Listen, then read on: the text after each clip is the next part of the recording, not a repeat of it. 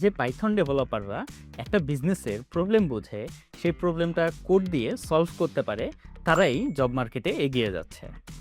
High, আমি জায়েদ। 6 বছর ধরে সফটওয়্যার ইন্ডাস্ট্রিতে কাজ করছি।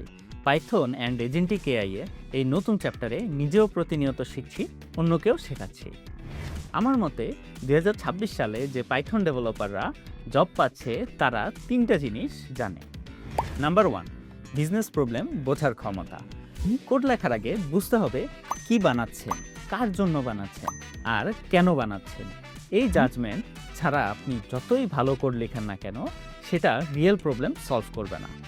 Number 2, AI integration. 2026 সালে জব ডেসক্রিপশনে লেখা থাকছে AI native software engineer. Claude বা ওপেন এআই এপিআই দিয়ে ইন্টেলিজেন্ট ফিচার যোগ করতে পারাটা এখন ডিফারেন্সিয়েটর, অপশনাল না। নাম্বার 3, রিয়েল প্রজেক্টের এক্সপিরিয়েন্স। টিউটোরিয়াল কপি করা, পোর্টফোলিও দিয়ে ইন্টারভিউ ক্র্যাক হয় না।